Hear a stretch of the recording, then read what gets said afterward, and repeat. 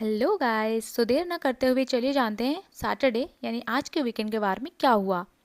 तो वीकेंड का वार शुरू होते ही करण और शिल्पा को सलमान बहुत ज़्यादा क्लैश लगाते हैं, जिसमें वो ये दोनों को बोलते हैं कि आप दोनों बहुत ज़्यादा महान बनने की कोशिश करते हो एक दूसरे के लिए, और आप देवी हो और करण देवता है। ये सब के बावजूद भी मुझे भी ये काफ़ी ज़्यादा स्ट्रेंज लगा। करण फिर भी हंस रहे थे एंड कोई ढंग की जवाब नहीं दे रहे थे, जैसे उनका आंसर में कोई क्लैरिटी नहीं था। इसके बाद उनके बारे में घर वालों से भी पूछा गया, जिसमें सबने यही सेम जवाब दिया कि कब तक करण सिंपैथी लेते रहेगा। तो मैं भी जानना चाहती हूँ आप लोगों को क्या लगता है, कमेंट सेक्शन में बिल्कुल बताएं। सिंपली देखा जाए तो ऑब्वियसली करण में काफ़ी ज़्यादा पोटेंशियल है, पर पता नहीं ये क्यों नहीं दिखा रहे हैं अपना गुस्सा शिल्पा की तरफ, क्यों इतना सह रहे हैं उसको। लीव। इसके बाद सलमान आते हैं दूसरे टॉपिक पे, जहाँ पे हुआ था श्रुतिका और चुम के बीच बहुत गंदी लड़ाई, जिसमें दोनों ब्रेकडाउन हो चुके थे और एक दूसरे से काफ़ी दिन से बात नहीं कर रहे हैं। तो इसमें सलमान पूछते हैं दिग्विजय को कि गलत कौन था दोनों के झगड़े में। तो दिग्विजय फटाफट बोलता है कि चुम की गलती थी, जहाँ पे श्रुतिका की गलती नहीं थी। एंड श्रुतिका वहाँ पे फिर से शॉक्ड हो जाती है। एंड उसके बाद सलमान बोलते हैं कि गलती चुम की है, क्योंकि वो श्रुतिका से अकेले में बात करना नहीं चाहा, कभी हमेशा शिल्पा वहाँ पे रहती है। तो अभी श्रुतिका खुश हो जाती है क्योंकि सलमान ने चुम को गलती बताया हुआ है यहाँ पे। तो गाइस, आपको क्या लगता है इसमें गलती किसकी है?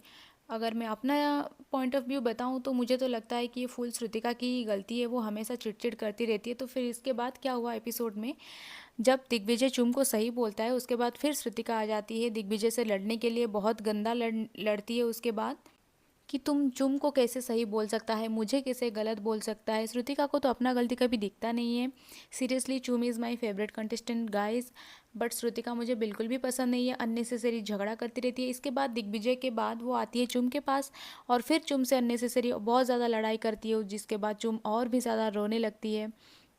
फिर दिग्विजय आता है करण के पास बताते हुए कि श्रुतिका क्यों नहीं समझ रही है बात को। फिर दोनों में काफ़ी ज़्यादा बातें चलती है। फिर चाहत से पूछा जाता है उसकी पॉइंट ऑफ व्यू, तो वो भी वही बताती है कि इन लोगों में आपस की बस गेम की ही दोस्ती है, इससे बढ़कर कुछ भी नहीं है।